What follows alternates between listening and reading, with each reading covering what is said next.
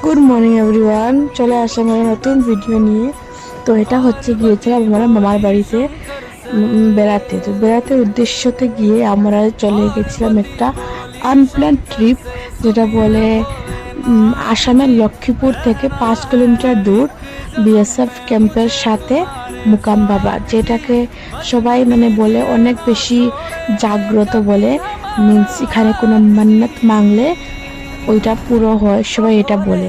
তো এখানে সবাই যাওয়া আসা করে, শিবরাত্রির সময় মেইনলি করা হয়। আর এটা লক্ষ্মীপুর থেকে 5 কিলোমিটার হেঁটে যেতে হয়।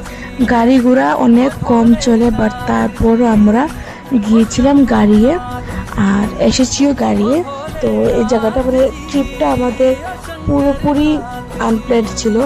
আর আমি দেখেছি সবসময় আনপ্ল্যান্ড ট্রিপই সব থেকে বেশি সাকসেস হয়। যেটা তুমি প্ল্যান করবে সেটা তোমার কোনো দিন পুরা হয় না। তো ফাইনালি আমরা চলে এসেছি মুকাম বাবার ওই মেইন জায়গাতে, যেখানে মন্দিরটা হয়েছে। তো এখান থেকে অনেকটা সিঁড়ি উঠতে লাগে, সিঁড়ি উঠতে উঠতে আমরা হাঁপিয়ে গিয়েছিলাম। আর এখানে নেচারটা এতটা সুন্দর, এখান থেকে বাংলাদেশের ওই পার্টটা দেখা যায়। তো আমরা দাঁড়িয়ে দাঁড়িয়ে দেখেছি কিছু সময় ওই পার্টগুলো। তারপরে আমরা মন্দিরের ভিতরে গিয়ে ধূপকাঠি মোমবাতি জ্বালিয়ে দিয়েছি। আমি আমার বোন গিয়েছিলাম ধূপকাঠি জ্বালাতে। আর মুকাম বাবার এখানে গিয়েছিল আমার ভাই, আমার মামা, আমি, বোন আর মা। আমরা সবাই গিয়েছিলাম। গিয়ে একটু সময় এখানে বসে ওদের সাথে বিএসএফ যারা ছিল ওরা নন বেঙ্গলি ছিল, ওদের সাথে অনেক সময় আমরা গল্প করেছি। আর ওরা অনেক মিশুক, অনেক তাড়াতাড়ি ওরা মিশে যায়। তো ওদের সাথে অনেক কিছু হিস্ট্রি জানতে পারলাম এই মন্দিরের উদ্দেশ্যে। তো এটা কোন সালে বনেছিল, কে বানিয়েছিল, কেমনে সব কিছু জানতে পেরেছি। আর মন্দিরটা অনেক বেশি শান্তি জায়গা বলতে পারে। এটা এখানে গেলে সবাই অনেক শান্তি পাবেন। তো আমরা গিয়ে জল ঢেলে শিবের মাথায়, তারপরে ফুল দিয়ে ধূপকাঠি মোমবাতি দিয়েছি। তারপরে একটা জায়গা, পিছন দিকে একটা জায়গা আছে যেখানে গিয়ে আমরা মান্নাত মাঙ্গেছি। তারপরে ওই জায়গাতে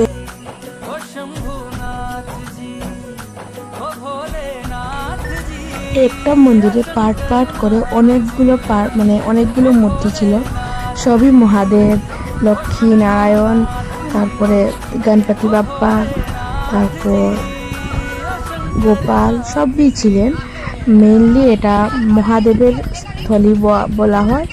তো এখানে মহাদেব আর বিষ্ণু অনেকটি মূর্তি ছিল। মহাদেবের সজ্জা একটা ছিল, বিষ্ণু ভগবানের একটা ছিল, তারপর আরেকটা মহাদেবেরই ছিল। তো মেইনলি মহাদেবের মেইন ছিল এই মন্দিরটা। তো আমরা সবটি জায়গাতে গিয়ে একবার করে মোমবাতি দিয়ে তারপর নমস্কার করে নিয়েছি। তো এই জায়গাটাতে গিয়ে অনেক ভালো একটা ফিলিং এসেছে, যেটা সত্যি বলবো। যদি কেউ যেতে চান তো অবশ্যই যাবেন। এখানে গেলে আমার মনে হয় শিওর আপনাদের ভালো লাগবে, কারণ আমার নিজেরও অনেক ভালো ফিলিং হয়েছে এখানে গিয়ে। তো আমি অনেক এনজয় করেছি এই ট্রিপটা স্পেশালি।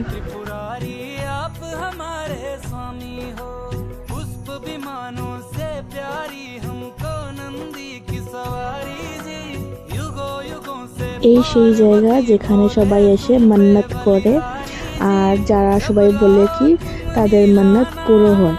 তো এই গাছটার ডালে সবাই রেপার বা কাপড়ের টুকরো বেঁধে নিজের মনের ইচ্ছাটা ভগবানকে বলে। আর যখন পূর্ণ হয়ে ওঠা তখন ওইটা এসে ছুটিয়ে চলে যায়। তো এখানে আমিও করেছি, মিথ্যে বলবো না। তারপর আমি এখানে আমার বোনের সাথে মিলে ধূপকাঠি জ্বালিয়ে দুজন মিলে মান্নাত করেছি। আশা করি ভগবান সবের মান্নাত, সবের উইশ পূর্ণ করুক, সবের ঘরে খুশি আনুক, সবের সব ইচ্ছা পূর্ণ হোক।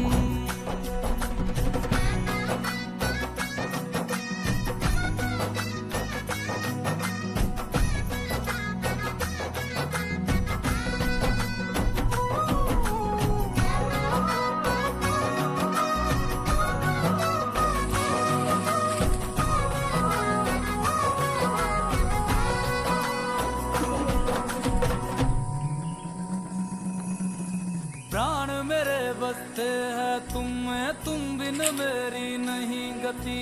अग्नि कुंड में होके भस्म तुम हुई थी मेरे लिए सती। शिव बिन जैसे शक्ति এই ভিউটা জাস্ট অসাম ছিল।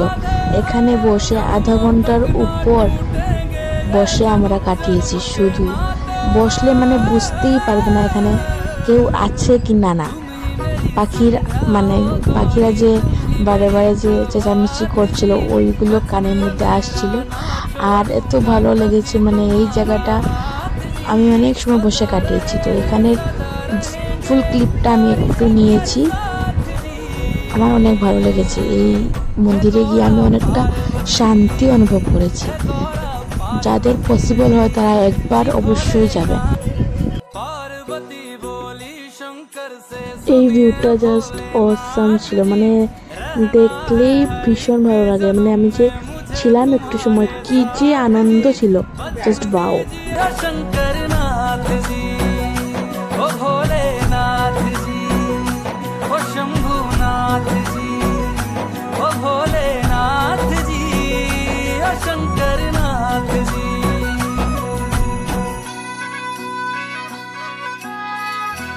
এখান থেকে বেরোতে বেরোতে আমাদের 3টে বেজে গিয়েছিল। 3টের সময় বেরিয়ে আমরা মানে বাড়িতে যেতে যেতে প্রায় 3:30 বা 4টে হয়ে গেছিল। তো আজকের ভিডিওটা এতটুকুই। দেখা হচ্ছে আরও একটা সুন্দর ভিডিওতে। আশা করি আপনারা সবাই আমার পাশে থাকবেন, ভালো থাকবেন, সুস্থ থাকবেন আর ভিডিওটা এনজয় করবেন।